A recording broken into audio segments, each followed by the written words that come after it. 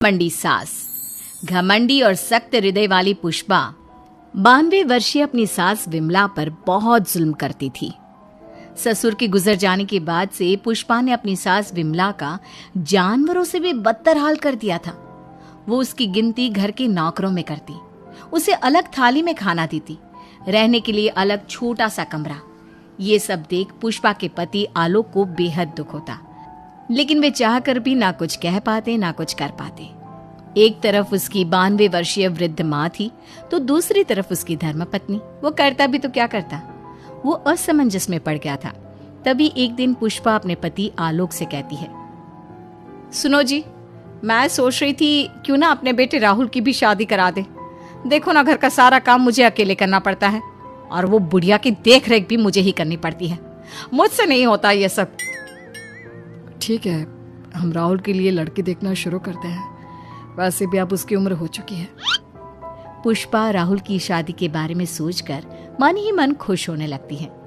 दरअसल पुष्पा अपने लिए एक ऐसी बहू की तलाश में है जो गाय से भी ज्यादा सीधी और कोयल से भी ज्यादा मीठी हो। बहुत ढूंढने और जांच परखने के बाद देविका के साथ आखिरकार उसकी तलाश पूरी होती है।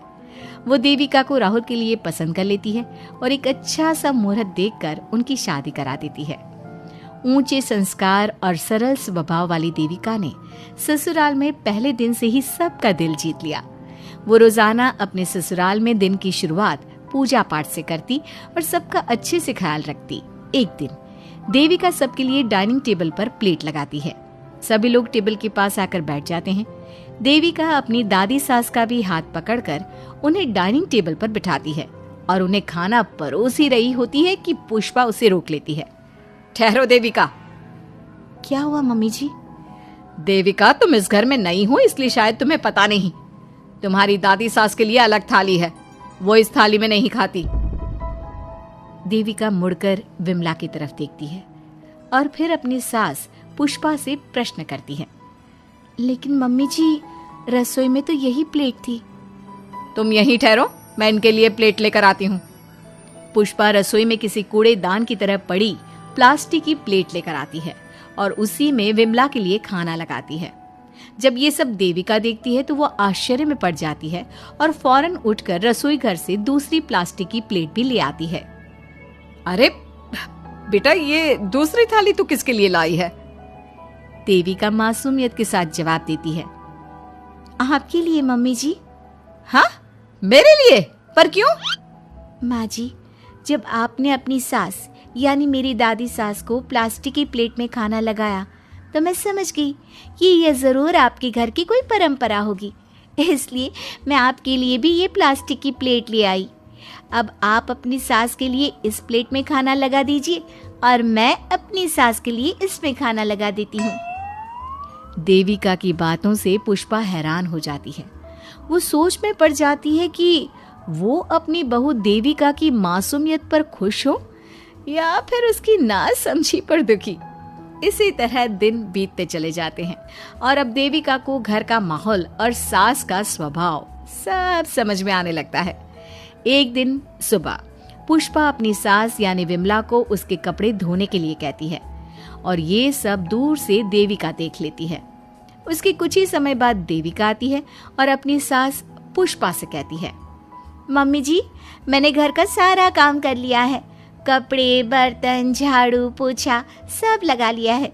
अब मैं आपके पैर दबा देती हूँ। अरे लेकिन बेटा, तूने कपड़े नहीं धोए? मेरे कपड़े तो अंदर कमरे में ज्यों के त्यों पड़े हैं। मैंने आपके कपड़े नहीं धोए मम्मी जी। आप जब दादी से बोल रही थी ना कि आज उन्हें अपने कपड़े खुद धोने होंगे, तो मैंने सब सुन लिया था। फिर मुझे लगा आज पूर्णिमा भी है, इसलिए शायद ये आपके घर की कोई रस्म होगी, तो मैंने आपके कपड़े भी नहीं धोए मम्मी जी। देविका की बातें सुनकर पुष्पा अपना सर पकड़ लेती है और मन ही मन कहती है, ये तो जरूरत से कुछ ज्यादा ही सीधी है। अब क्या करूं मैं इसका? इस बुढ़िया ने मुझे परेशान करके रख दिया है। एक तरफ वो जरूरत से ज्यादा सीधी मेरी बहू, जो मेरी हर हरकत को इस घर का रिवाज समझ लेती है, और दूसरी तरफ ये बुढ़िया जो रोज अपना बिस्तर गंदा कर देती है। आए बुढ़िया, अब कौन करेगा ये बिस्तर साफ? बाहर से नौकर बुलाने पड़ेंगे क्या? चल जल्दी से अपना बिस्तर साफ कर, गंद मचा कर रखा है। बहू, तू ऐसा क्यों कहती है? मैंने तेरा क्या बिगाड़ा है?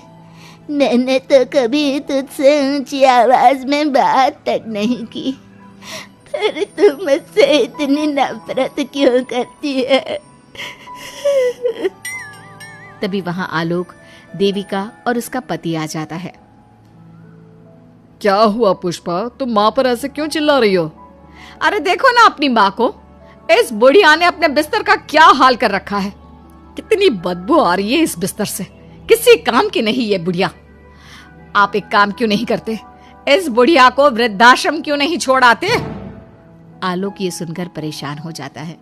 वो मन ही मन अपनी माँ से अपनी गलतियों की माफी तो मांगता है, लेकिन जुबान से कुछ नहीं बोलता। बहू, ऐसा मत कर बेटा, तू जैसा बोलेगी मैं ठीक वैसा ही करूंगी। मैं अभी इस बिस्तर को साफ कर देती हूँ, पर प्लीज मुझे इस घर से मत निकाल। ये घर मेरे पति की आखिरी निशानी है। मैं अपनी अंतिम सांस तक इसी घर में रहना चाहती हूँ। माँ जी, दादी सास का बिस्तर मैं साफ कर दूंगी और अब से आपको कोई शिकायत का मौका भी नहीं दूंगी। आप प्लीज दादी को वृद्धाश्रम मत भेजिए। हाँ माँ, दादी को रहने दीजिए ना यहीं पर, उनके बिना ये घर बिल्कुल अच्छा नहीं लगेगा। देखो बेटा, इनका जाना जरूरी है, अब इनकी उम्र हो चुकी है, इसलिए अब इन्हें अपनी बाकी की जिंदगी वहीं बितानी पड़ेगी। इतने में देविका वहां से चली जाती है और कुछ ही मिनट बाद एक बड़ा सा बैग लेकर वहां पहुंच जाती है। देविका के हाथ में बैग देखकर सब अचंभे में पड़ जाते हैं। अरे देविका, तुम ये बैग कहाँ से लाई? तुम कहीं जा रही हो क्या? माँ जी ने अभी तो बोला थोड़ी देर पहले कि अब उनकी सास बूढ़ी हो चुकी हैं और उनकी असली जगह वृद्धाश्रम में ही है, तो मैं ये दूसरा बैग उनके लिए भी ले आई। वो क्या है ना, उम्र तो अब मम्मी जी की भी हो चुकी है, कल तो जाना ही है, इससे अच्छा अभी चली जाएंगी तो दादी सास को भी एक सहारा मिल जाएगा। क्या? क्यों बहू, तू मुझे वृद्धाश्रम भेजेगी हैं, अपनी सास को? मम्मी जी, अगर आप इस परंपरा का पालन करेंगी तो मुझे भी तो इस परंपरा का पालन करना पड़ेगा ना। मैं बिल्कुल आपकी तरह बनना चाहती हूँ। मेरी माँ कहा करती थी, ससुराल में बिल्कुल अपनी सास के नक्शे कदम पर ही चलना, जैसा वो करें और जैसा वो रहे ठीक वैसा ही रहना। तभी मैं एक अच्छी बहू बनने में कामयाब हो पाऊंगी ना सासू माँ। देविका की ये बातें सुनकर पुष्पा की आंखों में आंसू आ जाते हैं। देविका की बातों में उसे मासूमियत के साथ साथ आज बहुत सी चीजें सुनाई देती हैं, जो चीख चीख कर बताती है कि वो आज तक कितना गलत करते आई है। बेटा, तूने तो मेरी आंखें खोल दी। अपने ससुर के देहांत के बाद मैंने न जाने अपनी सास पर कितने अत्याचार किए, उन्हें कितना जलील किया, खरी खोटी सुनाई। आज अगर तू नहीं होती तो मुझे कभी अपनी गलतियों का एहसास तक नहीं होता। देर से ही सही, आपको अच्छे बुरे का एहसास हुआ, यही बहुत बड़ी बात है। मम्मी जी, तो अब आपके सामान का क्या करना है? अरे जा जाकर इसे मेरे कमरे में रख कर आ जा। अब कोई कहीं नहीं जाएगा, सब यहीं साथ में रहेंगे।